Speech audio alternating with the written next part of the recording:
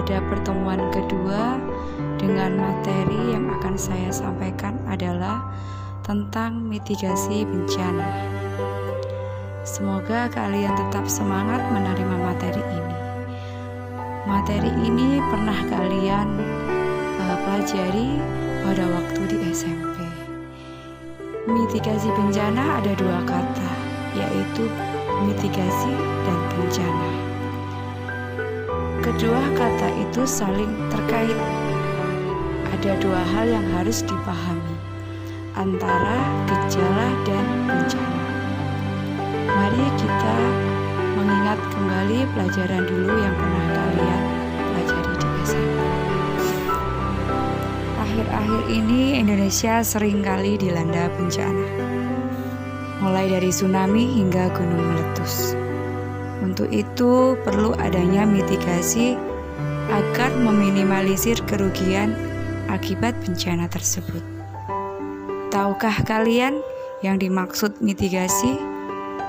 Mitigasi adalah suatu upaya yang dilakukan untuk mengurangi dan atau menghapus kerugian dan korban yang mungkin terjadi akibat bencana, yaitu dengan cara membuat persiapan sebelum terjadi bencana.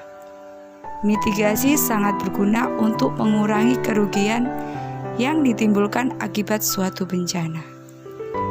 Bagaimana cara melakukan mitigasi? Untuk lebih memahami tentang mitigasi, mari simak dan pelajari materi berikut bersama dengan seksama.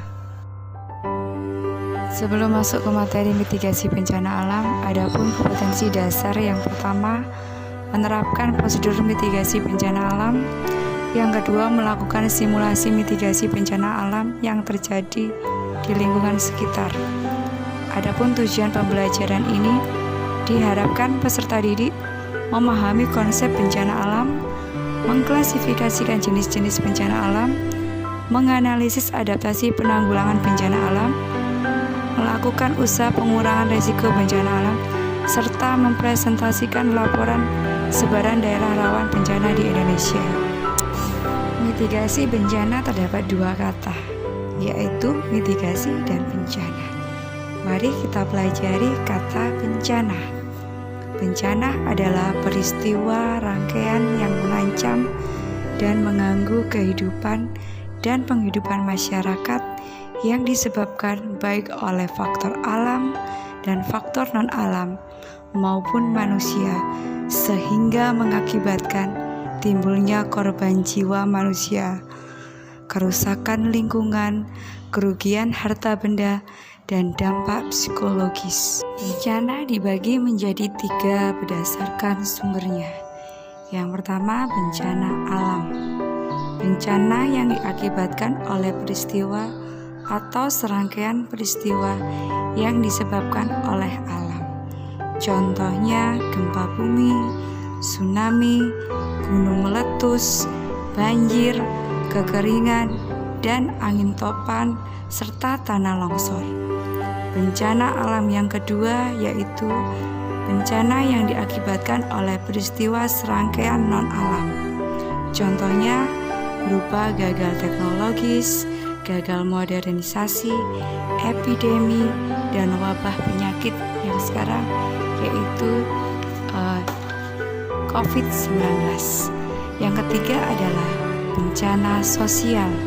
Bencana yang diakibatkan peristiwa atau serangkaian peristiwa yang diakibatkan oleh manusia. Contohnya konflik sosial antar kelompok atau antar komunitas masyarakat dan teror. Tiga definisi bencana alam tersebut terdapat pada Undang-Undang Nomor 24 Tahun 2007. Mengacu pada pengertian bencana alam, secara umum bencana alam diklasifikasikan menjadi tiga jenis. Yang pertama, gejala alam geologi, yakni bencana yang terjadi pada permukaan bumi. Contohnya adalah gempa bumi, tanah longsor, gunung meletus, dan tsunami. Bencana alam yang kedua adalah meteorologis atau klimatologis, yakni bencana alam yang terjadi karena perubahan iklim ekstrim. Contohnya adalah bencana kekeringan pada musim panas dan kebanjiran pada musim hujan. Yang ketiga adalah bencana alam ekstraterestrial, yakni bencana alam yang terjadi karena sesuatu yang terjadi di luar angkasa. Contohnya adalah asteroid yang menghantam bumi, badai matahari, meteor. Yang keempat adalah bencana wabah penyakit, yakni peristiwa di luar biasa di mana suatu penyakit tersebar secara pasif pada suatu daerah tertentu. Contohnya adalah penyakit difteri yang belakangan menelan banyak korban, dan sekarang juga adalah contohnya COVID-19. Selanjutnya, kata kedua, mitigasi dari mitigasi bencana, yaitu suatu upaya yang dilakukan untuk mengurangi dan untuk menghapus kerugian dan korban yang mungkin terjadi akibat bencana, yaitu dengan cara membuat persiapan sebelum terjadi bencana. Tujuan utama mitigasi adalah untuk mengurangi risiko dan dampak bencana. Secara umum, mitigasi dibagi menjadi dua jenis, yaitu yang pertama, mitigasi struktural adalah upaya mengurangi risiko bencana dengan cara melakukan pembangunan fisik dengan spesifikasi tertentu dan memanfaatkan teknologi. Contoh dari mitigasi struktural adalah pembuatan kanal khusus untuk pencegahan banjir, alat pendeteksi aktivitas gunung yang masih aktif, bangunan yang tahan gempa, dan juga alat pendeteksi dan peringatan jika terjadi gelombang tsunami. Yang kedua adalah mitigasi non-struktural, adalah upaya mengurangi dampak bencana yang mungkin terjadi melalui kebijakan atau peraturan tertentu. Contohnya dari mitigasi non-struktural adalah larangan membuang sampah ke sungai, pembuatan undang-undang penanggulangan bencana, pembuatan tata kota yang baik, capacity building masyarakat, atau menghidupkan berbagai aktivitas lain yang berguna untuk menambah pengetahuan masyarakat. Dari apa yang sudah kita pelajari hari ini, mari kita simak video bencana alam yang pernah terjadi di Indonesia. Keberadaan Indonesia pada daerah cincin api menyebabkan banyak sekali terjadi bencana, baik berskala kecil maupun berskala besar, mulai dari gempa, tanah longsor, gunung meletus, tsunami, dan masih banyak lagi. Dari bencana yang terjadi sehingga menjadi kisah yang tak mungkin dilupakan oleh orang Indonesia. Berikut ini kami rangkum 5 bencana terdahsyat yang pernah terjadi di Indonesia dan juga menimbulkan dampak global yang luar biasa. Bencana dahsyat apa saja yang terjadi? Mari kita bahas. Nomor 1, terjadinya gempa dan tsunami Aceh. Pada hari Minggu 26 Desember 2004 merupakan hari yang sulit untuk dilupakan oleh warga Aceh dan juga warga Indonesia. Kenapa? Karena pada hari itu telah terjadi gempa 9,3 skala Richter, di mana gempa ini tercatat sebagai gempa terdahsyat dalam kurun waktu 40 tahun terakhir di Indonesia.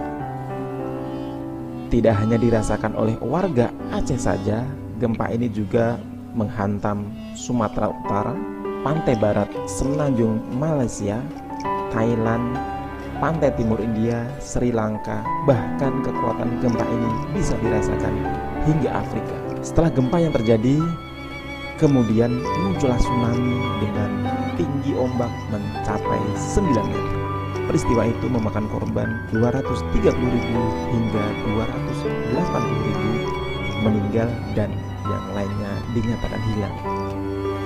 Tidak hanya korban jiwa saja, bencana juga menyebabkan kota hancur dan lumpuh seketika. Alhamdulillah, kota Aceh pada tahun 2020 sekarang ini sudah kembali normal dan bekas-bekas terjadinya tsunami masih bisa kita lihat. Salah satunya adalah kapal PLTD Apo yang berada di kota Aceh karena terbawa tsunami. Nomor 2, terjadinya letusan Gunung Kelut. Pada hari Senin 19 Mei 1919 adalah hari yang mengerikan bagi warga Kediri, Jawa Timur. Kenapa? Karena pada hari itu Gunung Kelut meletus dan memuntahkan lava.